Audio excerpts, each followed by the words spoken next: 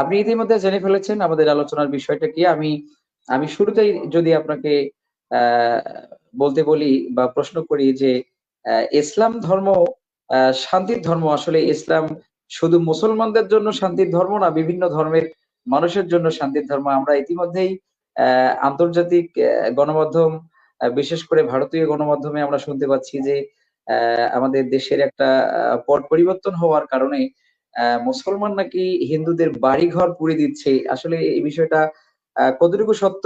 আসলে মুসলমানদের দ্বারা এটা সম্ভব কিনা? আসলে মুসলমানের এই ধরনের কার্যকলাপ মুসলমান করতে পারে কিনা, ইসলাম কি বলে, যদি আপনি একটু বলেন। আলহামদুলিল্লাহ কাফা ওয়া সালামুন আলা ইবাদিহিল্লাযীনা ইসতাফা আম্মা বা'দ আউযু বিল্লাহি মিনাশ শাইতানির রাজীম বিসমিল্লাহির রহমানির রহিম লা ইকরাহা ফিদ-দীন ওয়া ক্বালা রাসূলুল্লাহ সাল্লাল্লাহু আলাইহি ওয়াসাল্লাম আল মুসলিমু মান সালিমাল মুসলিমুনা মিন লিসানিহি ওয়া ইয়াদিহি আও কামা ক্বালা আলাইহিস সালাতু ওয়াসসালাম। প্রিয় দেশবাসী, কাছের ও দূরের আমাদের শ্রোতা দর্শক ভাই ও বোনেরা, সর্বপ্রথম আল্লাহ সুবহানাহু ওয়া তাআলার দরবারে শুকরিয়া আদায় করছি যে মহান আল্লাহ সুবহানাহু ওয়া তাআলা এই পৃথিবীতে শান্তি কায়েমের জন্য, অশান্তি দূর করার জন্য, ন্যায় নিষ্ঠা ইনসাফ প্রতিষ্ঠিত করার জন্য অসংখ্য নবী এবং রাসূল প্রেরণ করেছেন। পবিত্র কোরআন শরীফে সূরা আল হাদীদের শেষ পৃষ্ঠের অর্থাৎ ২৭ পারার শেষ পৃষ্ঠের শুরুর আয়াতে আল্লাহ সুবহানাহু ওয়া তাআলা বলেন, লাকাদ আরসালনা রুসুলানা বিল বায়িনাত, যে আমি রসুলদেরকে প্রেরণ করেছি বাইয়িনাত সহ।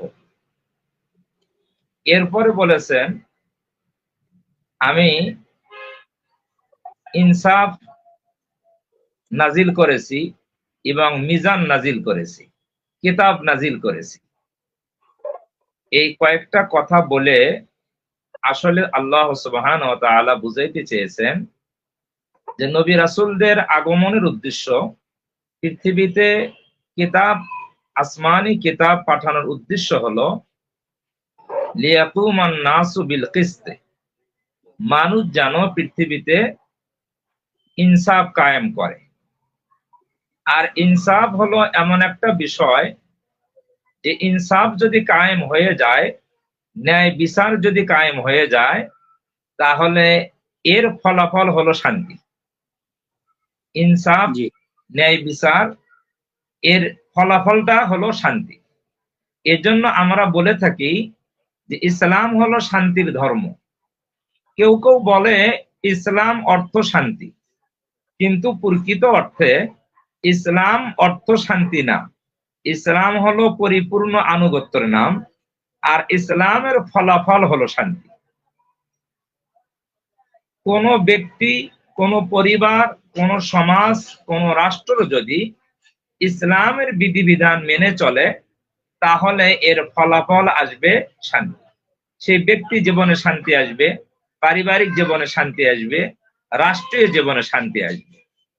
আর এই শান্তি প্রতিষ্ঠিত করার জন্যই আল্লাহ সুবহানাহু ওয়া তাআলা এই অশান্ত পৃথিবীতে অসংখ্য নবী এবং রাসূল প্রেরণ করেছেন এবং আসমানি কিতাব প্রেরণ করেছেন আল্লাহ তাআলা এই পৃথিবীতে শান্তি কায়েমের জন্য।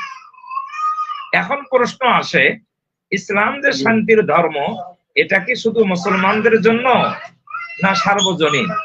হ্যাঁ, কোরআন শরীফের যে আয়াত আমি পাঠ করেছি তার অংশ হলো লিয়াকুমান নাসু বিল কিসত।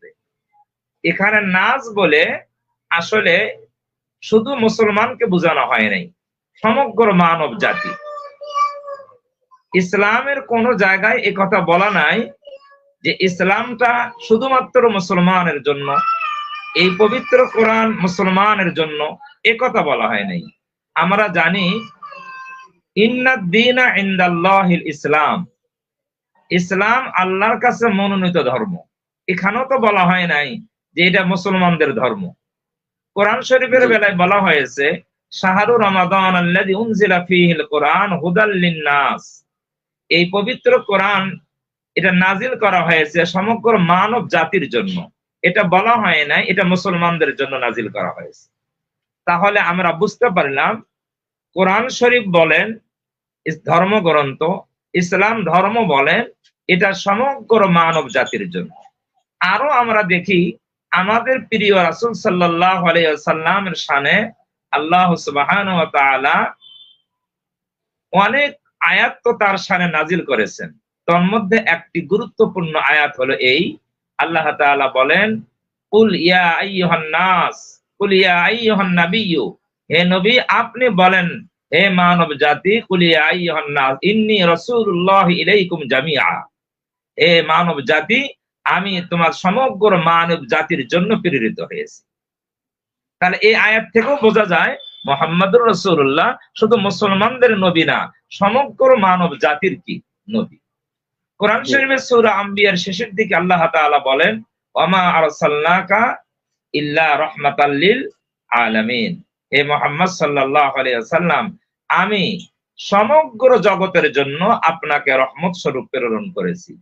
এই আয়াত থেকেও বোঝা যায় যে মুসলমানদের জন্য শুধু রহমত স্বরূপ প্রেরণ করেছে এই কথা বলা হয় নাই, সমগ্র জগতের জন্য। সমগ্র জগতের যত মাখলুক, যত প্রাণী, যত মানুষ আছে সকলের জন্যই উনি রহমত। তাহলে আমরা এ কথা পরিষ্কার বুঝতে পারলাম যে ইসলাম ধর্ম শান্তির ধর্ম, শুধু মুসলমানদের জন্য নয়, সমগ্র মানব জাতির জন্য, সমগ্র সৃষ্টিকুলের জন্য। ইসলামের কাছে, ইসলামের অনুসারীদের কাছে শুধু মানব জাতি শান্তি পাবে না এমনটা নয়, বরং সমগ্র সৃষ্টি জগৎ তারা নিরাপত্তা পাবে মুসলমানের কাছে এবং ইসলাম ধর্মের কাছে নিরাপত্তা পাবে। এটাই হলো ইসলামের মূল কথা। এখন আসুন আমাদের দেশের বর্তমান যে পরিস্থিতি, এই পরিস্থিতি অনুযায়ী আমাদের কানে এসেছে দেশ বিদেশ থেকে অনেকেই এরকম গুজব ছড়াইতেছে, প্রোপাগান্ডা তারা ছড়াইয়ে দিচ্ছে যে এখন বিগত সরকারের পতন হয়েছে, এখন ইসলামপন্থীরা সংখ্যালঘু অমুসলিমদের উপরে নির্যাতন করবে, তাদের বাড়িঘর, তাদের ধন সম্পদ, তাদের জানমালের ক্ষতি করবে, এইটা তারা অপপ্রচার চালাচ্ছে। আমি দ্ব্যর্থহীন ভাবে বলতে চাই ইসলামের যারা অনুসারী, যারা মুসলিম, তারা কোনোদিন অমুসলিমদের উপর, সংখ্যালঘুদের উপর নির্যাতন তো দূরের কথা, বরং তারা তো এটা বিশ্বাস করে মুসলমানদের জান মাল, তাদের রক্ত, তাদের মান সম্মান তাদের কাছে যেমন পবিত্র, তেমনি ভাবে অমুসলিম সংখ্যালঘুদেরও জান মাল ইজ্জত এটা মুসলমানদের কাছে এটা পবিত্র। কোন সময় ইসলামের শুরু থেকে নিয়ে আজ পর্যন্ত এটা কোনো ঘটনা কেউ দেখাইতে পারবে না যে প্রকৃত কোন মুসলমানের হাতে কোন সংখ্যালঘু লাঞ্ছিত হয়েছে, অপমানিত হয়েছে, তার জান মালের ক্ষতি হয়েছে, এটা কেউ দেখাইতে পারবে না। হ্যাঁ, ঘটনা চক্করে যদি কোনো জায়গায় কিছু ঘটে যায় এটা ভিন্ন কথা, সেখানে দেখতে হবে তার পেছনে অনেক রহস্য থাকতে পারে।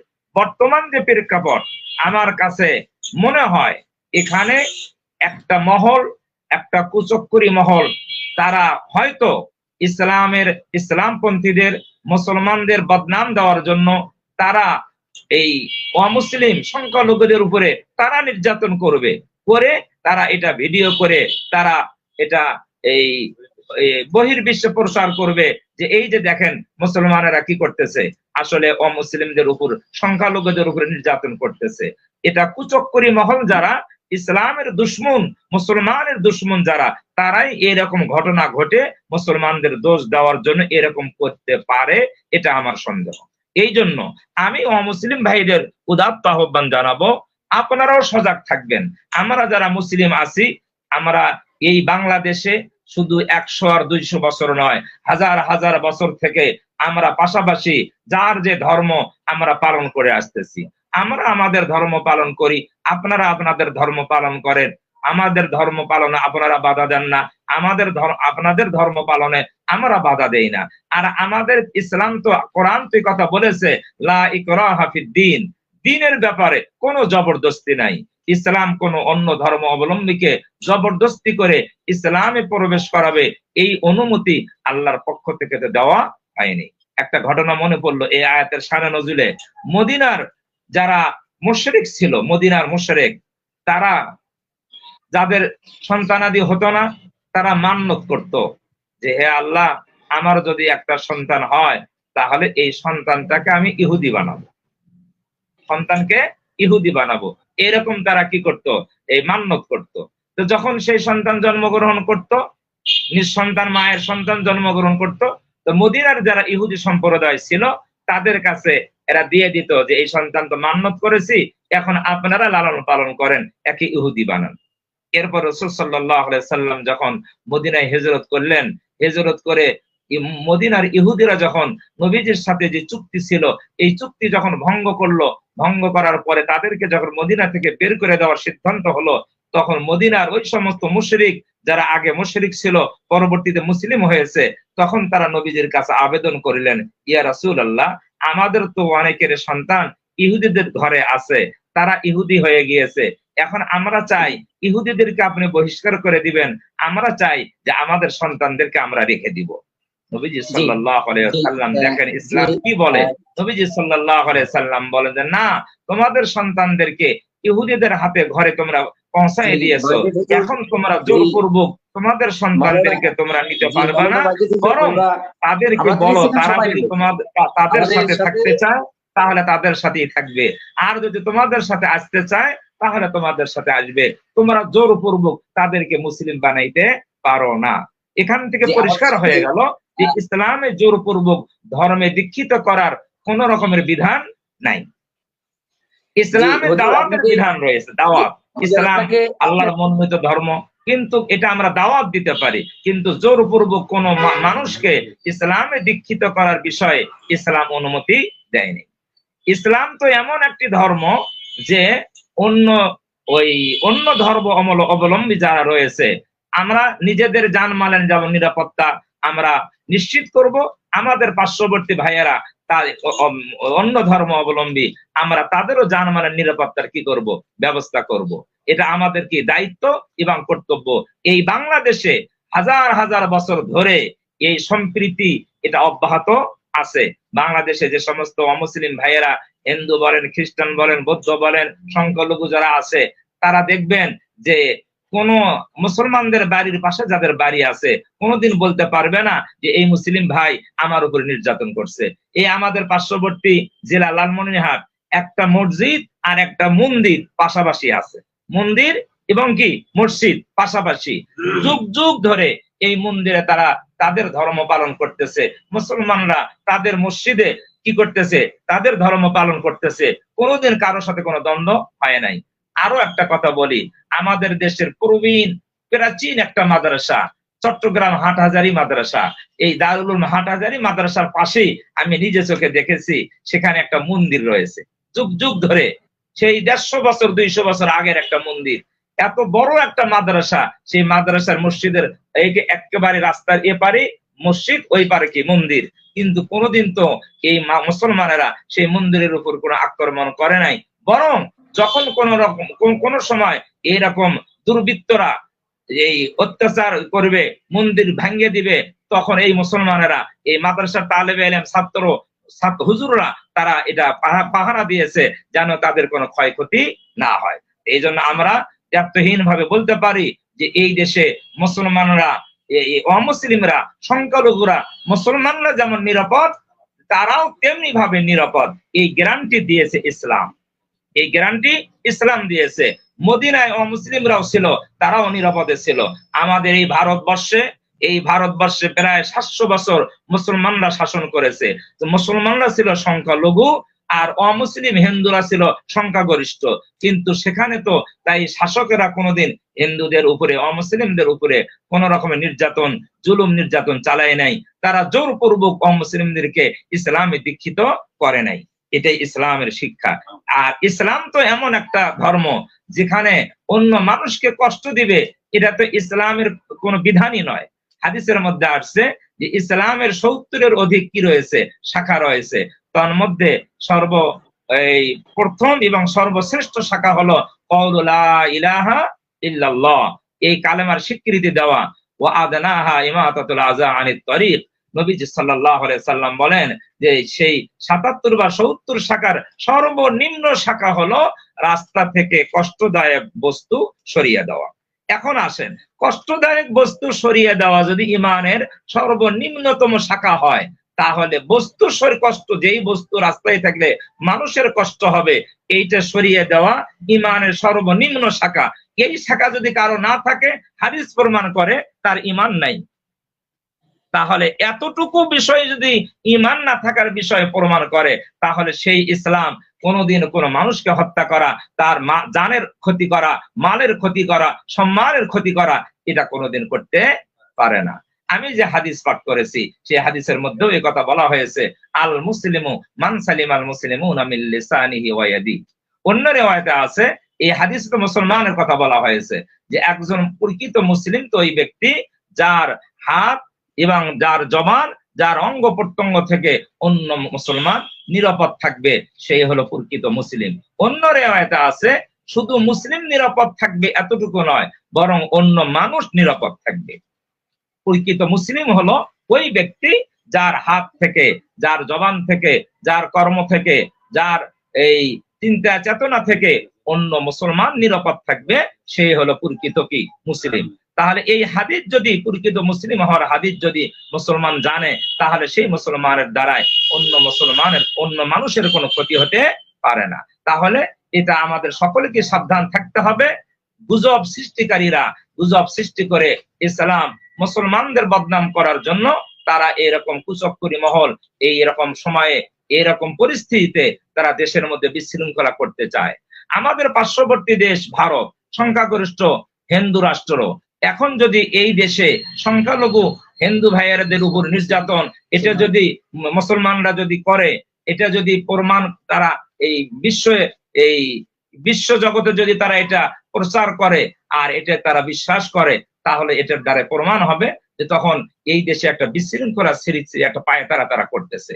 এই জন্য আমাদের মুসলমান আলেম ওলামা, ইমাম, তারপর মুসল্লি, সর্বস্তরের বুদ্ধিজীবী ছাত্র, যেই ছাত্র ভাইদের মাধ্যমে এই আন্দোলন হলো, যারা বিজয়ী হলো এই ছাত্র জনতা, আমি সকলের কাছে, দেশবাসীর কাছে উদাত্ত আহ্বান জানাচ্ছি যে আমরা সকলেই সজাগ থাকি, আমাদের দ্বারায় কারো যেন কোনো জান মাল, বাড়ি ঘর, দোকানপাট কোনো ক্ষয়ক্ষতি না হয়। কারণ কোরআন শরীফে আল্লাহ তাআলা স্পষ্ট করে বলেছেন, ওয়ালা ইয়াজরিমান্নাকুম শানাআনু কওমিন ওয়ালা ইয়াজরিমান্নাকুম শানাআনু কওমিন আলা আল্লা তা'দিলু ই'দিলু হুয়া আকরাবু লিত-তাকওয়া। আল্লাহ তাআলা বলেন, কোন সম্প্রদায়ের বিদ্বেষ যেন তোমাদেরকে ইনসাফ কায়েম করা থেকে বিরত না রাখে। কোন ব্যক্তির বিদ্বেষ, কোন সম্প্রদায়ের বিদ্বেষ যেন আমাদেরকে ইনসাফ কায়েম করা থেকে বিরত না রাখে। ইসলামে ইনসাফের এত গুরুত্ব, ইনসাফ মানে যার যতটুকু হক তাকে সেই হক বুঝিয়ে দেওয়া, কমও দেওয়া না, বেশিও দেওয়া না, এর নাম হলো ইনসাফ। আর জুলুম তো আমরা তাকেই বলে থাকি যার যে হক সেই হক তাকে না দেওয়া, যার যে অধিকার সেই অধিকার তাকে না দেওয়া, এর নাম হলো জুলুম। ইসলামে জুলুমের কোনো অংশ নেই, বরং হাদিসের মধ্যে আসছে আয-যুলমু যুলুমাতু ইয়াওমাল কিয়ামা, জুলুম এটা কিয়ামতের দিন এই জালেমের জন্য এটা অন্ধকার হয়ে যাবে। জুলুম যে করবে সেই জালেমের জন্য এই জুলুমটা কিয়ামতের দিন অন্ধকারের কারণ হয়ে যাবে। এই জন্য জুলুম থেকে আমাদের সকলকে বাঁচতে হবে। আরেক হাদিসের মধ্যে আসছে, রাসূল সাল্লাল্লাহু আলাইহি সাল্লাম বলেন, ইত্তাকি দাওয়াতাল মাজলুম, মজলুমের বদদোয়া থেকে তোমরা কি থাকো, বেঁচে থাকো। মজলুম, জালেমরা যাদের উপর জুলুম করে, যারা মজলুম হয়ে যায়, তাদের বদদোয়া থেকে তোমরা বেঁচে থাকো। কারণ মজলুম এর বদদোয়া আর আল্লাহর মাঝে কোনো পর্দা থাকে না, কোনো হিজাব থাকে না। এই মজলুমের বদদোয়া সরাসরি আল্লাহর দরবারে পৌঁছে যায়। এই জন্য যার যে হক, যার যে অধিকার, এই অধিকার থেকে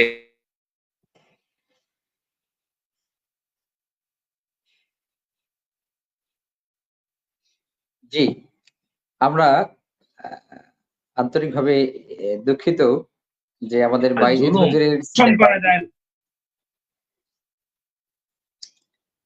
যে সাউন্ড সিস্টেমে ইনসাফ কায়েম থেকে বিরত না রাখে।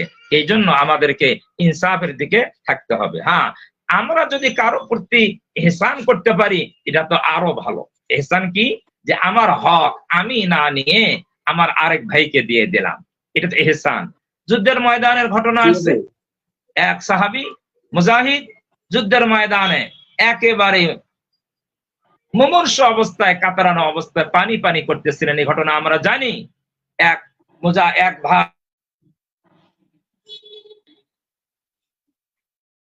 জি, আমাদের সাথে যোগ দিয়েছেন আজকের পূর্ব ঘোষিত আলোচক মুফতি মোহাম্মদ আলী সরকার। আমি আজকের আলোচক আমাদের উত্তরবঙ্গের একেবারে প্রখ্যাত আলেমে দ্বীন ওস্তাজুল মোকাররম অসংখ্য আলেমের যিনি উস্তাদ। তখন আমি এই তাকে আন্তরিক অভিনন্দন এই জানাচ্ছি। ব্যক্তি মরণপূর্ণ ব্যক্তি, সে কত বড় জি জি হুজুর, আমাদের সাথে যোগ দিয়েছেন, আপনি ইতিমধ্যে দেখতে পাচ্ছেন আমাদের সাথে যোগ দিয়েছেন আমাদের মুফতি মোহাম্মদ আলী সরকার। আমরা হুজুরকে আন্তরিক অভিনন্দন এবং শুভেচ্ছা জানাচ্ছি এবং জানতে চাচ্ছি হুজুর কেমন আছেন। আর আরেকটা বিষয় হচ্ছে হুজুরের সরকার। মাইক্রোফোনের পারমিশনটা দেওয়া হয় নাই। যার কারণে হুজুরের কথা মনে হয় শোনা যাবে না। জি, আপনি বলেন। জি হুজুর আপনি বলেন। জি, বাইজিদ হুজুর আপনি বলেন। জি আমি বলতেছিলাম যে জুলুম, যার যে হক তাকে সে হক না দেওয়া, এটার নাম জুলুম। আর ইনসাফ হলো যার যে অধিকার, সেই অধিকার পরিপূর্ণ তাকে দেওয়া, এটা হলো ইনসাফ, কমও না বেশিও না। আর ঠিক আছে, আর ইহসান হলো যে নিজের হক নিজে গ্রহণ না করে অন্যকে দিয়ে দেওয়া। আমি যুদ্ধের ময়দানের ঘটনার কথা বলতেছিলাম যে এক সাহাবী মুমূর্ষু অবস্থায় পানি পানি বলে চিৎকার করতেছিলেন। এমত অবস্থায় এক ভাই এক গ্লাস পানি নিয়ে এসে তাকে দিলেন। এই মুহূর্তে অন্য এক ভাই পানি চাইলেন, পানি পানি। তখন নিজে পানি, মুমূর্ষু অবস্থায় পানি পান না করে, নিজের পানির প্রয়োজন, নিজে পানি পান না করে বললেন যে আমার ওই ভাইকে দিয়ে দাও। এরপরে এই যিনি সাকি, পানি পান করানোওয়ালা, উনি এই পানির গ্লাস নিয়ে ওই পার্শ্ববর্তী পানি যিনি চাইলেন তার কাছে চলে গেলেন। তাকে পানির গ্লাস দিবেন, এই মুহূর্তে তার পাশ থেকে আরেকজন পানি পানি বলে চিৎকার করলেন। উনিও প্রথম ব্যক্তির মতন বললেন যে ভাই ওই ব্যক্তিকে পানি দিয়ে দেন। যখন তা তৃতীয় ব্যক্তির কাছে পানি নিয়ে যাওয়া হলো, নিয়ে যাওয়ার আগেই সেই ব্যক্তি দুনিয়া থেকে চলে গেলেন। ইন্না লিল্লাহি ওয়া ইন্না ইলাইহি রাজিউন। এরপরে পানিওয়ালা গ্লাস নিয়ে দ্বিতীয় ব্যক্তির কাছে ফিরে আসলেন, এসে দেখেন তিনিও বিদায় নিয়েছেন, ইন্তেকাল করেছেন। এরপরে প্রথম ব্যক্তির কাছে আসলেন, এসে দেখেন সেই ব্যক্তিও ইন্তেকাল করেছেন। এর নাম তো ইহসান। যে মুসলমানরা তো এই ইহসান বিশ্ববাসীকে দেখাই দিয়েছে, যার কোনো দৃষ্টান্ত আমার মনে হয় কোন মুসলিম ছাড়া অন্য কোন ব্যক্তি দেখাইতে পারবে, আমার মনে হয় এটা অসম্ভব।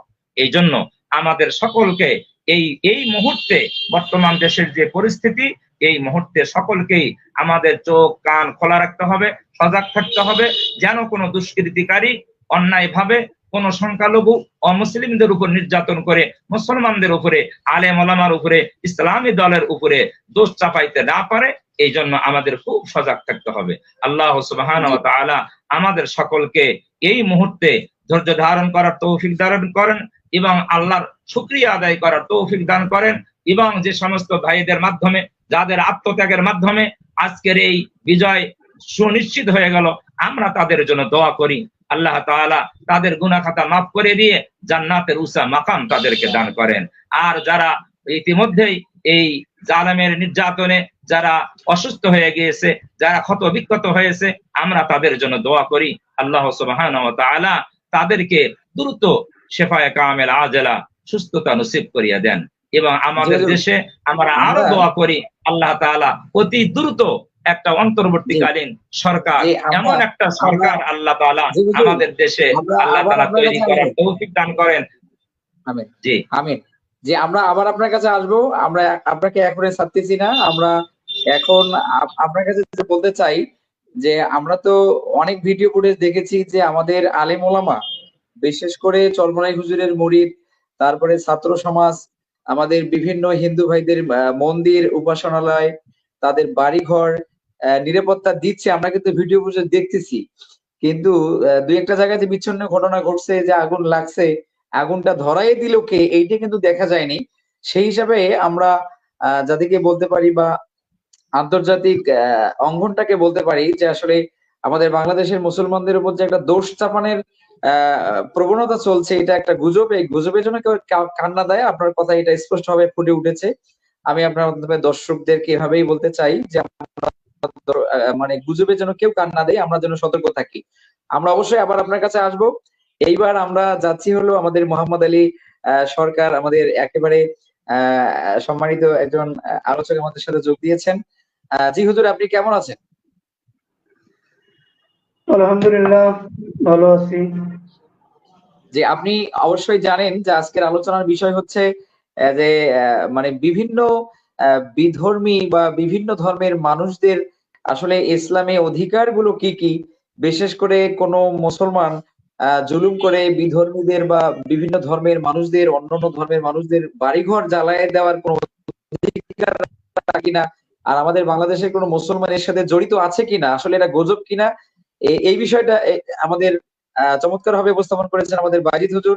আপনার কাছ থেকে আমরা মানে আর কিছু শুনতে চাই, তারপরে আমরা আবার বাজিদ হুজুরের কাছে আসতে চাচ্ছি। জি, একটু বললেন যদি। আসসালামু আলাইকুম ওয়া রাহমাতুল্লাহি ওয়া বারাকাতুহু। ওয়া আলাইকুম আসসালাম ওয়া রাহমাতুল্লাহি ওয়া বারাকাতুহু। আলহামদুলিল্লাহ হামদান কাসীরান ওয়া সাব্বিহুহু বুকরাতান ওয়া আসীলা। والصلاة والسلام على سيدنا محمد وعلى آله وصحبه وبارك وسلم। আজকের এই জুম অনুষ্ঠানে আমাদের অতিথি রামতির খতিব মহোদয়, উলামায়ে কিরাম এবং সারা দেশ বা সারা বিশ্বে যারা এই অনুষ্ঠান দেখছেন তাদের সকলকেই মোবারকবাদ। যে বিষয়টি নিয়ে আলোচনার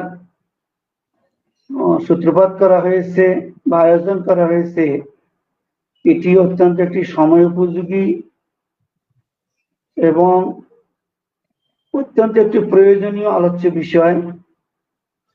কারণ গত কয়েকদিনে, বিশেষ করে গত 3 দিনে বা 4 দিনে যা বাংলাদেশে ঘটলো বা ঘটতেইছে এখনো, এটা শুধু অকল্পনীয় নয়, এর পরেও যদি কোনো ভাষা থাকে সেটাই এর ক্ষেত্রে প্রযোজ্য। কিন্তু আল্লাহ পাক ফাআলুল লিমা ইউরিদ, তিনি যা ইচ্ছা তিনি তাই সংগঠিত করেন এবং কুন ফায়াকুন দ্বারাই তার সবকিছু হয়ে যায়। এটারই একটা আমাদের জীবনে বাস্তব একটা নমুনা এবং উদাহরণ আমরা দেখলাম। যাই হোক, সে ইতিহাস আমাদের সবারই জানা, ঘটনা আমাদের চোখের সামনেই ঘটলো, ঘটতেছে। যে বিষয়টি প্রতিবাদ্য বিষয়, যে অমুসলিমদের অধিকার তথা তাদের ঘর বাড়ি, ধন সম্পদ বা তাদের নিরাপত্তা নিয়ে একটা প্রশ্ন দেখা দিচ্ছে। ইতিমধ্যেই আনন্দের উচ্ছ্বাসে বা বিজয়ের আপনার মিছিলে অনেক ধন সম্পদ, অনেক স্থাপনা, অনেক কিছু, যেমন প্রাণহানিও ঘটেছে, অনেক সম্পদ, সরকারি সম্পদ, ব্যক্তিগত সম্পদ, রাষ্ট্রীয় সম্পদের অনেক ক্ষয়ক্ষতি হয়েছে। এটার কোনো সম্পদ বা কোনো ক্ষতি কিন্তু ইসলাম স্বীকার করে না, প্রাণহানিও স্বীকার করে না, কোনো প্রকার ক্ষয়ক্ষতিও স্বীকার করে না, অনুমোদন করে না। তারপরে এরকম ঘটনা। আপনার কথার সাথে আমি একটা মানে লাইন যোগ করতে চাই, সেটা হলো যে মানে যুদ্ধে তো মানে একটা যখন যুদ্ধ লাগে, দুটো পক্ষ থাকে, তখন তো আসলে ক্ষয়ক্ষতি করতে না চাইলেও অনেক সময় অনাকাঙ্ক্ষিত কিছু ঘটনা ঘটে যায়। কিন্তু সেটার জন্য আসলে সমস্যাটা হয়নি, সমস্যাটা হয়েছে যে এই যুদ্ধটা থেমে যাওয়ার পরে এখন হিংসার বশবর্তী হয়ে মুসলমানেরা হিন্দুদের বাড়ি পুড়ে দিচ্ছে কিনা, এই বিষয়টা নিয়ে আসলে খুব উৎপাত শুরু হয়েছে। সেই বিষয়টাতে আমি আসতেছি। তা যা ঘটার তা তো ঘটলো। এখন ঘটনার চক্রটা অন্যদিকে মোড় নিয়েছে। সংখ্যালঘু তথা অমুসলিম সম্প্রদায় আমাদের দেশে যারা বিশেষ করে হিন্দু সম্প্রদায় আছে, তাদের আমি আজকের পত্রিকাও দেখলাম যে বেশ কয়েকটা জেলার বেশ কয়েকটা এলাকায় এই ঘটনাগুলো ঘটছে, কিছু বাড়িতে আক্রমণ হয়েছে, দোকানে আক্রমণ হয়েছে। আমার জানা মতে একজনের প্রাণহানিও ঘটছে বাগেরহাট জেলাতে। এবং আজকের প্রথম আলো পত্রিকায় দেখলাম সর্বোচ্চ 2 দিনে 100টা ঘটনা ঘটছে, হিন্দুদের বাড়িতে আগুন দেওয়া, দোকানে আক্রমণ করা, একখানে প্রাণহানি হওয়া। কিন্তু এইটা কতটুকু ঠিক? এক কথা এটা মোটেও ঠিক না, মোটেও ঠিক না। কারণ এখানে সাম্প্রদায়িক কোনো হিন্দু মুসলমানের দাঙ্গা নয়, হিন্দু মুসলমানের কোনো দ্বন্দ্বও নয়। অতএব হিন্দুরা একটা দোকানে কেন আক্রমণ হবে, আক্রান্ত হবে, এটা হতেই পারে না। এটা একটা সম্পূর্ণ একটা রাজনৈতিক বিষয়। এখন এখানে আমাদের হিন্দু ভাইয়েরা তারাও রাজনীতির সাথে জড়িত আছে। যদি কেউ রাজনীতিক প্রতিহিংসার বা রাজনীতিক যে বিষয়টা নিয়ে চলতেছে তার কারণে হয়ে থাকে, সেটা একটা জিনিস, কিন্তু বিষয়টা সেখানে নাই। এখন বিষয়টা হচ্ছে সাম্প্রদায়িকতার ব্যাপার, মুসলমানেরা হিন্দুদের উপর আক্রমণ করছে। বিশেষ করে আমাদের পার্শ্ববর্তী দেশের মিডিয়াতে এই বিষয়টা যেভাবে ফলাও হচ্ছে, সেটা একটা অত্যন্ত একটা ব্যথারও বিষয় এবং একটা চিন্তারও বিষয়। কিন্তু তারা কিন্তু দৃষ্টিগতভাবে ফলো করতে চায়। কিন্তু এখানে একটা বিষয় আমাদের হলো, কথা হলো হ্যাঁ, এখানে একটা বিষয় হলো যে এখন কি কোনো মিডিয়া ধরতে পারছে যে আসলে মুসলমানেরাই হিন্দুদের বাড়িতে আগুন দিয়েছে? না, এইটা না বিষয়টা তো আসলে কোনো ষড়যন্ত্র শিকার হচ্ছে, মুসলমানের উপর দোষ বিষয়টা তো হচ্ছে নাকি? আমাদের মিডিয়া, আমাদের দেশের মিডিয়াগুলো তো আমরা দেখি। মিডিয়া মিডিয়া কু যেটাকে বলা হয়, অপপ্রচার যেটাকে বলা হয়, পক্ষপাতিত্ব বলতে যেটা বোঝা হয়, সেটা তো আছে। আর এখানে তো একটা অন্য দেশের মিডিয়া, এবং আমি ওই মিডিয়াগুলো দেখছি, 2 দিন দেখছি, যে তারা এমন ভাবে ফাঁপিয়ে ফুলিয়ে বিষয়গুলোকে প্রচার করতেছে, মনে হয় বাংলাদেশে বোধহয় হিন্দুদের বিরুদ্ধে যুদ্ধ শুরু হয়ে গেছে, হিন্দুদের বিরুদ্ধে জিহাদ শুরু হয়ে গেছে, এইরকম কিন্তু একটা বিষয়। যাই হোক, ওটা আর এক ইতিহাস। আমি যা বলতে চাচ্ছি যে একটা কারো দোকানেও, বিশেষ করে অমুসলমানদের দোকানে যে অমুসলমান হিসেবে আক্রমণ হওয়া, এটা আমরা সমর্থন করি না, ইসলাম সমর্থন করে না। এখন কথা হলে ইসলাম তাদের অধিকার কতটুকু দিয়েছে, ইসলাম একজন মুসলমানের অধিকারও যা দিয়েছে তাই। মানুষ হিসেবে একটা অমুসলমান, একটা মুসলমানের যা অধিকার, সামাজিকভাবে একজন অমুসলমানেরও তাই অধিকার। অমুসলমান হওয়ার কারণে ইসলাম ধর্মের তিনি অনুসারী নয় বলে তার উপর সামান্যতম অত্যাচার তো দূরের কথা, সামান্য একটা দুর্ব্যবহার, একটা কটু কথাও বলা যাবে না। ধর্মীয় কারণে তার সাথে আমার জমাজমির বিষয় থাকতে পারে, অর্থনৈতিক লেনদেন থাকতে পারে, মামলা মোকদ্দমা থাকতে পারে, তার জন্য তার সাথে লাঠালাঠি হতে পারে, কিন্তু ধর্মীয় কোনো কারণে একজন অমুসলমানের সাথে কোনো প্রকার একজন মুসলমানের দ্বন্দ্ব সংঘাত হতেই পারে না। এবং এ ব্যাপারে আমাদের কোরআন এবং হাদিসের নির্দেশ এবং ইসলামের ইতিহাসের যে বর্ণনা, সেটা তো সুস্পষ্ট ইতিহাস ঐতিহ্য হিসেবে আছে। আল্লাহ বলছেন, লা তাসুবুল্লাযিনা ইয়াদুনা মিন দুনিল্লাহ, তোমরা আল্লাহ ছাড়া অন্যের ইবাদত যারা করে, তোমরা তাদের মাবুদকে, তাদের দেবদেবীকে গালি দিবে না। কেন? ফায়াসুবুল্লাহ আদওয়াম বিগাইরি ইলমিন, তাহলে তারাও কিন্তু অজ্ঞাত সারে তোমাদের আল্লাহকে গালি দিবে। তা আল্লাহ দেখেন ভারসাম্যটা কি রক্ষা করছেন। হিন্দুরা দেবদেবীর পূজা করে, খ্রিস্টানেরা ক্রুশের পূজা করে, এটাকে আমরা শিরক মনে করি, কিন্তু এটা আমাদের আকীদা বিশ্বাসের ব্যাপার। সামাজিক ভাবে এটা নিয়ে তাদের নিন্দা করা যাবে না, তাদের মূর্তিকে গালি দেওয়া যাবে না, কারণ আল্লাহ বলছে তারাও কিন্তু তোমাদের আল্লাহকে গালি দিবে। যখন তোমার আল্লাহকে তারা গালি দিবে, তখন কিন্তু তোমরা আরো বেশি ব্যথা পাবে। তাহলে হিন্দু মুসলমান একটা দেশের মধ্যে বিভিন্ন ধর্মের লোক বাস করবে, এককভাবে ইসলাম মুসলমানেরই থাকবে, এটা কোনো আল্লাহর বিধানও নয়, এটা কোনো বাস্তবতাও নয়। বাস্তবতা হলো একটা ভূখণ্ডে, একটা দেশে, একটা এলাকায় অনেক ধর্মের লোক বসবাস করবে, সকলেই তারা কিন্তু শান্তিতে সহাবস্থান করবে। এটা যেমন একটা আপনাদের ধর্মনিরপেক্ষতার বিষয়, রাষ্ট্রীয় আইনের ব্যাপার, এটা আমাদের কিন্তু ইসলামেরও বিষয়। অতএব এখানে আল্লাহ আমাদেরকে নিষেধ করে দিচ্ছে যে অন্য ধর্মের লোকদের দেবদেবীদেরকে তোমরা গালি দিবে না, তাহলে তারাও কিন্তু তোমাদের আল্লাহকে গালি দিবে, তখন কিন্তু তোমরা সহ্য করতে পারবে না। তাহলে আল্লাহ পাক আমাদেরকে সুন্দর সংযমী হওয়ার সহাবস্থান একটা সূত্র আল্লাহ কিন্তু বলে দিয়েছেন। অমুসলিমদের সাথে যুদ্ধ হয়েছে, রসুল পাক সাল্লাল্লাহু আলাইহি ওয়াসাল্লাম যুদ্ধ করেছেন, পরবর্তীতে খোলাফায়ে রাশিদিনেরা যুদ্ধ করেছেন। কখনোই কিন্তু তারা আক্রমণকারী হিসেবে যুদ্ধ করে নাই, তারা কিন্তু আক্রান্ত হওয়ার পর প্রতিহতকারী হিসেবে যুদ্ধ করেছেন। এ ব্যাপারে আল্লাহ পাক নিজে বলেছেন সূরা মুমতাহানার ৮ নম্বর আয়াতে, লা ইয়ানহাকুমুল্লাহু আনিল লাযিনা লাম ইউকাতিলুকুম ফিদ-দীন, যারা তোমাদের সাথে ধর্মের ব্যাপারে কোনো যুদ্ধ করে না, ওয়ালাম ইউখরিজুকুম মিন দিয়ারিকুম, এবং তোমাদের ঘর বাড়ির থেকে তারা তোমাদেরকে উচ্ছেদ করে না, আল্লাহ পাক তাদের সাথে ভালো ব্যবহার করতে নিষেধ করেন না এবং তাদের সাথে ইনসাফপূর্ণ ব্যবহার করতে নিষেধ করেন না। এই আয়াতের দ্বারা বোঝা যায় যুদ্ধ কার সাথে হবে। অমুসলিমদের সাথে যুদ্ধ হয়েছে কখন হয়েছে? যখন অমুসলমানরা মুসলমানদের ধর্মের উপর আঘাত করেছে এবং তাদের ঘর বাড়ি দখল করেছে, তখন যুদ্ধ হয়েছে। শান্তিপূর্ণ অবস্থায় কোনো অমুসলমানের সাথে কোনো মুসলমানের যুদ্ধ হয় নাই। তাই এটা কিন্তু আমাদের ইসলামের যে জিহাদের একটা কিন্তু মূল সূত্র।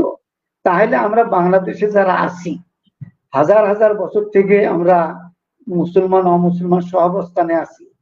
সাম্প্রদায়িক সম্প্রীতির দেশ যদি বলা যায়, একমাত্র সব বাংলাদেশেই কিন্তু নিরবিচ্ছিন্ন একটা সাম্প্রদায়িক সম্প্রীতির দেশ। এখানে কখনোই কোনো ধর্মীয় কারণে, ধর্মীয় লোক যারা ধর্মের প্রকৃত অনুসারী, আলেম ওলামা, নামাজি, মুত্তাকি, 90% মুসলমান, ধর্মীয় কারণে কখনোই কোনো অমুসলমানের মন্দিরে, তাদের কোনো গির্জায় বা তাদের উপর কোনো আক্রমণ হয়নি। যা কিছু হয়েছে সব রাজনৈতিক কারণে হয়েছে। আর রাজনৈতিক কারণে দাঙ্গা হাঙ্গামার জন্য সাধারণ মুসলমান আলেম ওলামা বা ইসলাম দায়ী নয়, ওর জন্য রাজনীতি, আমাদের এই কলুষিত রাজনীতি কিন্তু দায়ী। অতএব বর্তমান যে আমাদের পরিস্থিতিটা, যে আমাদের যে ক্রাইসিস অথবা যে আপনার যে ঘটনাটা, এটা কিন্তু একটা সম্পূর্ণ রাজনৈতিক ঘটনা। এই রাজনৈতিক ঘটনা কেন্দ্র করিয়ে কোনো মুসলমান অমুসলমানের মন্দিরে হামলা করবে, দোকানে হামলা করবে, এটা কোশ্চিনকালে হতেই পারে না। এটা ভিডিও ফুটেজ কেউ তো দেখাতেও পারবে না এবং বাস্তবতাও ওটা কিন্তু কেউ বিশ্বাস করার মতো না। কারণ আমাদের মুসলমানদের জন্য যা, এইটা আপনি গুজব মনে করেন কিনা? এই বিষয়টা শুধু একটা গুজব মনে করেন? এটা পরিকল্পিত একটা প্রচার, অপপ্রচার। গুজব শুধু না, পরিকল্পিত একটা অপপ্রচার। এর পিছনে কে আছে সেটা হয়তো আমাদের মতন সাধারণ মানুষ খুঁজে বের করার সম্ভব নয়। তবে এর বিষয়ে আমরা যেটা বুঝি, যে যারা আমাদের মুসলমানদেরকে কলুষিত করতে চায়, মুসলমানদেরকে জঙ্গি, মুসলমানদেরকে বিভিন্ন প্রকার অপবাদে আমাদের অপমানিত করতে চায় এবং রাজনৈতিক ফায়দা হাসিল করতে চায়, বুঝলেন, বিভিন্ন গোষ্ঠী, বিভিন্ন ধান্দাবাজ মতবাদ এখানে কিন্তু জড়িত রয়েছে। এবং এক কথা, তাহলে আমরা এটা দায়িত্বহীন ভাবে আমরা জোর গলায় আমরা দাবি করব, কোন মুসলমানের এটা কাজ হতে পারে না। এটা কাজ নিশ্চয়ই সন্ত্রাসীদের কাজ। সে সন্ত্রাসী হয়তো আপনাকে আরো বলতে চাই যে আপনি এই ভিডিওগুলো দেখছেন কিনা? আমাদের অনেক মুসলমান কিন্তু মন্দির এবং হিন্দুদের বাড়ি পাহারা দিচ্ছে। এটা আমাদের টিভিতে সম্প্রচার মাধ্যমে, পেপার পত্রিকায় আসছে যে ছাত্ররা এগুলো আন্দোলন করছে, তারা তো এগুলো পাহারা দিচ্ছে, আলেম ওলামারা পাহারা দিচ্ছে, মাদ্রাসার ছাত্ররা পাহারা দিচ্ছে। তাহলে তারা রাতে মন্দির ভাঙিয়ে তারা দিনে পাহারা দিবে? এটা হতেই পারে। গত পরশুদিন যখন পরিবর্তনটা হয়েছে, তখনই কিন্তু ঘোষণা ইসলামিক দলগুলো, আলেম ওলামারা এবং ওই ছাত্র আন্দোলনের ছাত্রদের পক্ষ থেকে বলা হয়েছে যে সংখ্যালঘুদের মন্দিরের উপর আক্রমণ হতে পারে, আমরা সবাই পাহারা দেব। এর পরেও সারা দেশে তো অসংখ্য মসজিদ মন্দির আছে, হিন্দু এলাকা আছে, সেখানে 2-4টা ঘটনা ঘটতেই পারে, ঘটেছে। এটা কোনো আন্দোলনকারী ছাত্র জনতারও কাজ নয় এবং এটা কোনো মুসলমানের কাজ তো মোটেও নয়।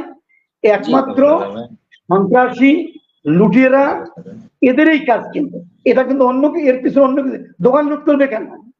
দোকান লুট করে এনে নিয়ে যাবে কেন? তাহলে যারা লুটেরা, যারা তারাই কাজ করছে।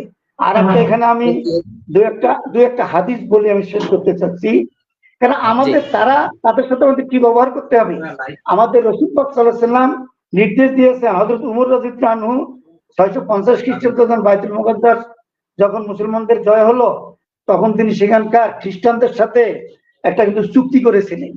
সেই চুক্তিতে তিনি যে দফাগুলো দিয়েছিলেন, এটা ইবনে জারির তাবারি কিতাবে বর্ণিত আছে যে হযরত উমর উল্লেখ করেছিলেন, তিনি অর্থাৎ আল্লাহ পাক তাদের প্রাণ এবং সম্পত্তি, তাদের গির্জাসমূহ ও ক্রুশ এবং যারা ক্রুশ স্থাপন ও প্রদর্শন এবং একে সম্মান করে তাদের হেফাজতের নিশ্চয়তা দিচ্ছেন। তাহলে দেখেন যে খ্রিস্টানদের সাথে কিন্তু ইয়েটা হচ্ছে, আপনার চুক্তিটা হচ্ছে আল্লাহ পাক অর্থাৎ আল্লাহর পক্ষ থেকে আমি তাদের প্রাণ, তাদের সম্পত্তি, তাদের গির্জা, তাদের ক্রুশ এবং যারা ক্রুশ স্থাপন ও প্রদর্শন এবং এর সম্মান করে তাদের হেফাজতের নিশ্চয়তা দিচ্ছেন।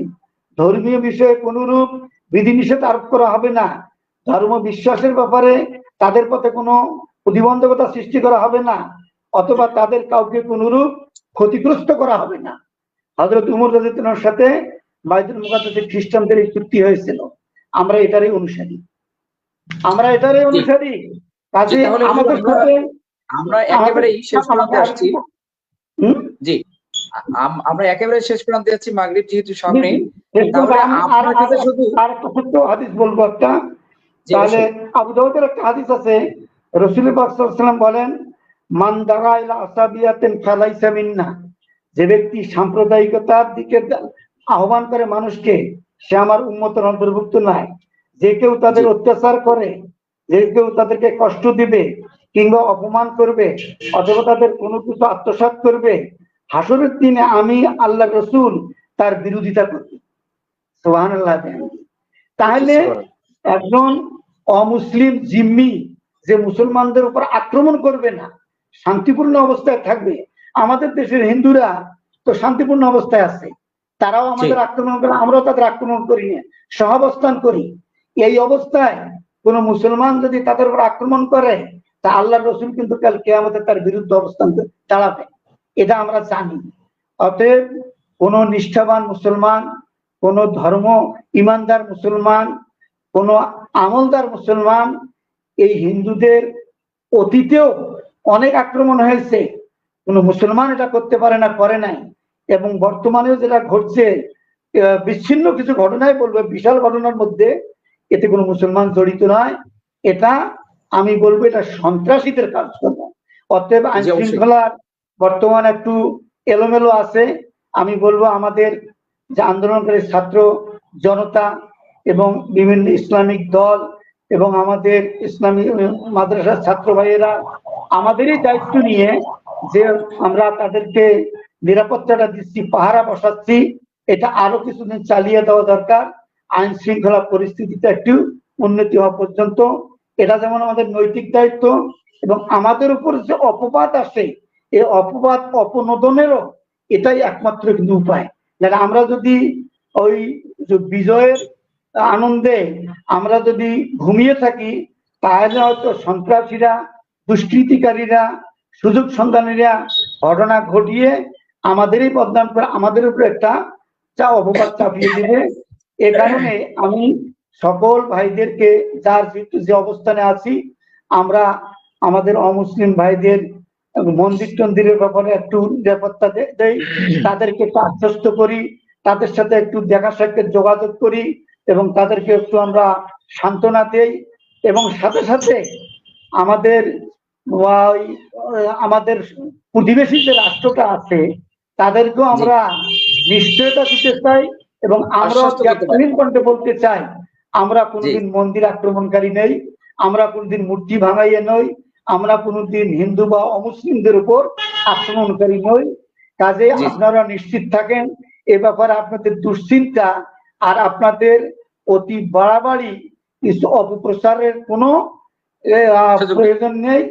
আমাদের অমুসলিম ভাইয়েরা নিশ্চিত থাকবেন এবং আমাদের মুসলমান ভাইয়েরা, আন্দোলনকারী ভাইয়েরা, আলেম ওলামা, মাদ্রাসা ছাত্ররা সবাই দায়িত্বশীল হই আল্লাহ যেন আমাদের এই দেশটাকে বর্তমান এলোমেলো অবস্থার থেকে একটু শৃঙ্খলার মধ্যে ফিরে নিয়ে আসেন। আইন শৃঙ্খলার জন্য অতি সত্বর যেন উন্নতি হয়, বিশৃঙ্খলা যা হয়েছে, ক্ষয়ক্ষতি যা হয়েছে আর যেন না হয়, এবং আমরা যেন এবার সবাই সজাগ থাকি। আল্লাহ হেফাজত করি, আল্লাহ আমাদের দেশটাকে হেফাজত করুক, আমাদের দেশের মানুষদেরকে হেফাজত করুক, আমাদের দেশটা শান্তি শৃঙ্খলা স্থাপিত হোক, আমরা সবাই নিরাপদে থাকি, এই দোয়াই চাচ্ছি এবং সকলের প্রতি এই আহ্বানে জানাচ্ছি।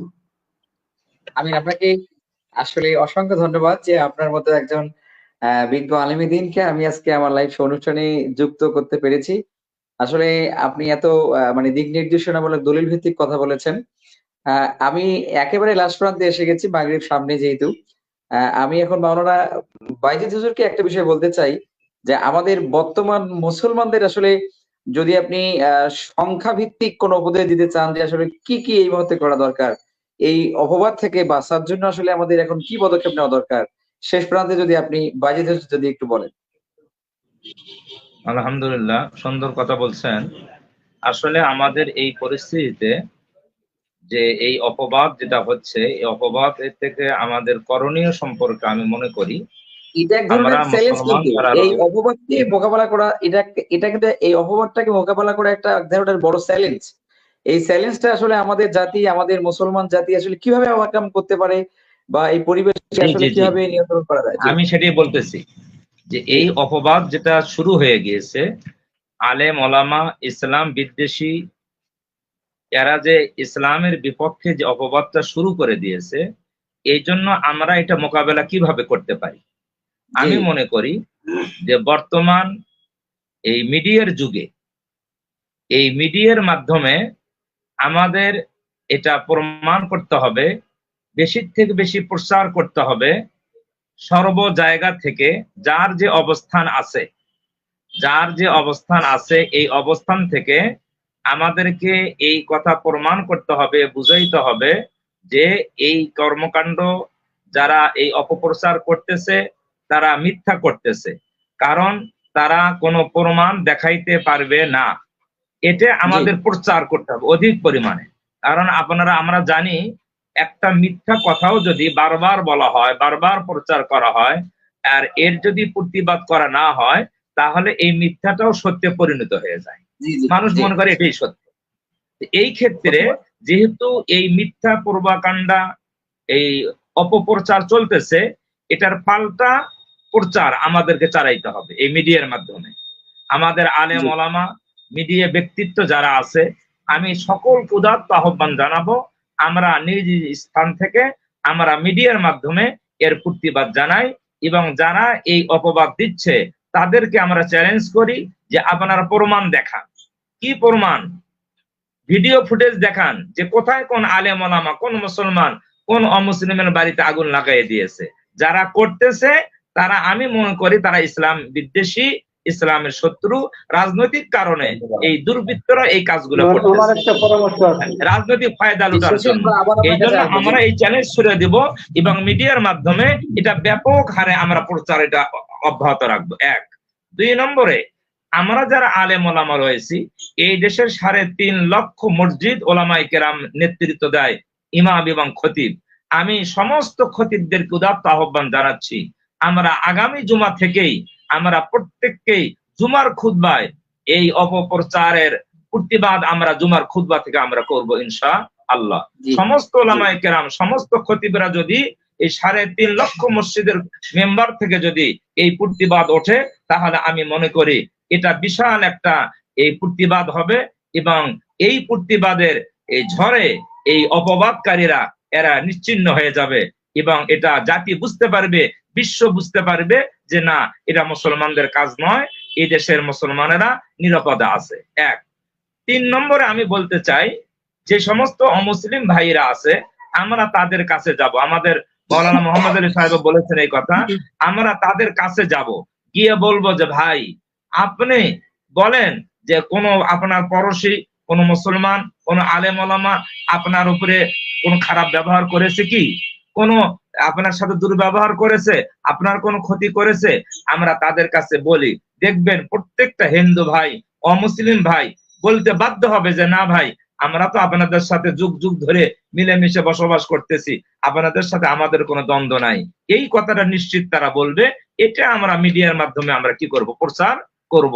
তখন আমরা এটা বুঝাইতে সক্ষম হব যে না, এই যারা এটা করতেছে এটা অপপ্রচার, এটা এটা দুষ্কৃতিকারী, এরা ইসলাম বিদ্বেষী, মুসলমান বিদ্বেষী শুধু নয়, আমি মনে করি এরা আমাদের দেশে যে আমরা শান্তিপূর্ণ ভাবে মুসলিম অমুসলিম বসবাস করতেছি, এই শান্তি শৃঙ্খলা এটা ছিন্ন করার জন্য, নষ্ট করার জন্য এরা পায়তারা করতেছে। এই জন্য এদেরকে চিহ্নিত করতে হবে যে এরা শুধু মুসলমানের দুশ্মন নয়, বরং এরা মানবতার দুশ্মন। এরা শুধু মুসলমানের দুশ্মন নয়, ইসলামের দুশ্মন নয়, এরা মানবতার দুশ্মন। এদেরকে চিহ্নিত করতে হবে। এই চিহ্নিত যদি আমরা করতে পারি, আমি যে কয়টা মাধ্যম বললাম এই মাধ্যমগুলোর মাধ্যমে, তাহলে আমি মনে করি যে আমাদের দেশে এই বিশৃঙ্খলা থেকে আমরা সকলেই বাঁচতে পারবো, সকলে সহ অবস্থান করতে পারবো, আমরা নিজ নিজ ধর্ম আমরা এই স্বাধীনভাবে আমরা পালন করতে পারবো। আমি তো মনে করি যে কোরআনে যেমন বলা হয়েছে ইন্নামাল মুমিনুনা ইখওয়া, একজন মুমিন আর একজন মুমিনের ভাই, কিন্তু কোরআন শরীফে কিন্তু এই কথাও বলা হয়েছে ইয়া আইয়ুহান নাসু তাকু রাব্বাকুমুল্লাযী খালাকাকুম মিন নাফসিন ওয়াহিদা। আল্লাহ বলেছেন, হে মানব জাতি, আমি আল্লাহ তোমাদেরকে সৃষ্টি করেছি এক মানুষ থেকে, এক ব্যক্তি থেকে। সেই ব্যক্তিকে হযরত আদম আলাইহিস সালাতু ওয়াস সালাম। ওয়া খালাকা মিনহা যাওজাহা, এবং তার থেকে তার স্ত্রীকে সৃষ্টি করেছি। ওয়া বাসসা মিনহুমা রিজালান কাসীরান ওয়া নিসা। আল্লাহ বলেন এই আদম আর হাওয়া থেকে আমি পুরো মানব জাতিকে সৃষ্টি করেছি। আর এই আয়াতের দিকে লক্ষ্য করলে আমরা যদি ইসলামের দিকে না তাকাই, আমরা যদি আদি মানুষ আদম হাওয়ার দিকে তাকাই, তাহলে সমগ্র মানব জাতি আমরা কিন্তু একে অপরের ভাই। সমগ্র মানব জাতি আমরা মানবতার দিক দিয়ে আমরা একে অপরের কি ভাই। এই জন্য আমরা হিন্দু মুসলিম অন্য অন্য ধর্ম অবলম্বী আমরা আদমের দিক দিয়ে আদম সন্তান সকলেই, এই জন্য আমরা সবাই ভাই ভাই হয়ে যেমন এই দেশে বসবাস করে আসতেছি সেইভাবেই থাকবো ইনশাআল্লাহ। এই জন্য আমি পুরা জাতির কাছে আহ্বান জানাই, বিশেষ করে ওলামায়ে কেরাম যেন মসজিদের খুতবা থেকে এই আহ্বানটা আমরা পরিষ্কার করে দেই যে না, কোনো মুসলমান অন্য মানুষের উপরে কোনো ক্ষতি করতে পারে না। এটা যদি আমরা পরিষ্কার করতে পারি, পরিষ্কার করি, তাহলে দেখবো অল্প দিনের মধ্যেই, 2-1 দিনের মধ্যেই আমাদের দেশ পুরো শান্ত হয়ে যাবে। যারা প্রপাগান্ডা করতেছে, অপপ্রচার করতেছে, তারা তাদের মুখে চুনকালি লেগে যাবে। আল্লাহ তাআলা আমাদের সকলকে এই সহ অবস্থান, এই দেশে শান্তি ব্যবস্থা করে দেন, এ বলেই আমি আমার কথা শেষ করছি। ওয়া আখিরু দাওয়ানা আনিল হামদুলিল্লাহি রাব্বিল আলামিন। আরেকটা ছোট্ট বিষয়, সেটা হচ্ছে যে এই যারা দুষ্কৃতিকারী, যারা আসলে মুসলমানের শত্রুতা সৃষ্টি করার জন্যই মূলত মন্দির এবং হিন্দুদের বাড়িতে আঘাত করতেছে, এই দুষ্কৃতিকারীদেরকে ধরার জন্য আপনি নতুন যে অন্তর্বর্তীকালীন সরকার হলো, সেই সরকারের প্রতি আপনার আহ্বান আছে কিনা? জি, সরকার দুষ্কৃতিকারীদেরকে ধরার জন্য নতুন যে সরকার হচ্ছে আমাদের দেশে হলো, অন্তর্বর্তীকালীন সরকার, এই সরকারকে আসলে কঠোর হাতে এই দুষ্কৃতিকারীদেরকে চিহ্নিত করার জন্য কোন আহ্বান আপনার আছে কিনা? হ্যাঁ, আমি তো 100 বার আহ্বান করব। আমাদের যদিও এখনো এই অন্তর্বর্তীকালীন সরকার গঠিত হয়নি, হয়তো দ্রুত 2-1 দিনের মধ্যে অন্তর্বর্তীকালীন সরকার গঠিত হয়ে যাবে। আমি এই অন্তর্বর্তীকালীন সরকারের প্রতি উদাত্ত আহ্বান জানাবো, যারা দুষ্কৃতিকারী, যারা অন্যায়ভাবে এই ঘটনাগুলো ঘটাইছে, যারা মানুষ হত্যা করেছে, জানমালের ক্ষতি করেছে, বাড়িঘর জ্বালায় দিয়েছে, তাদেরকে চিহ্নিত করে প্রমাণ সাপেক্ষে আইনের আওতায় নিয়ে এসে তাদের বিচারের কাঠগড়ায় তাদের দাঁড় করানো উচিত, এ আমি আহ্বান করতেছি অন্তর্বর্তী সরকারের কাছে। তবে আমি এর ফাঁকে আরেকটা কথা বলবো, আমরা নিজেরা আইন হাতে উঠায়ে নিব না। ইসলাম নিজেদেরকে আইন হাতে উঠায় নিতে বলেন না। আপনি বলেছেন যুদ্ধক্ষেত্রের কথা, যুদ্ধক্ষেত্র আলাদা বিষয়, সেটা যুদ্ধের মাঠ, সেটা আলাদা জিনিস, কিন্তু স্বাভাবিক অবস্থায় নিজের হাতে আইন উঠিয়ে নেওয়া যাবে না। আমাদের সময় একেবারে শেষ, আজান দিচ্ছে, আমরা একেবারে শেষ করছি। আপনার এই মূল্যবান সময় ব্যয় করবার জন্য আপনাকে অসংখ্য ধন্যবাদ। আমি মোহাম্মদ আলী সরকার হুজুরকে বলতে চাই যে আপনি কি বলতে চাচ্ছেন, দ্রুত একটু যদি বলেন আপনার শেষ কথাটা। আমার কথা যে যে সমস্ত হিন্দু ভাইদের বা হিন্দু দোকানপাট ইত্যাদি আক্রান্ত হয়েছে, আমাদের মিডিয়া কর্মীদের বা আপনারা যারা এগুলোর সাথে জড়িত আছেন, যাদের যে এলাকায়, তাদের কাছে যাওয়া দরকার, গিয়ে তাদের সাক্ষাৎকার নেওয়া দরকার।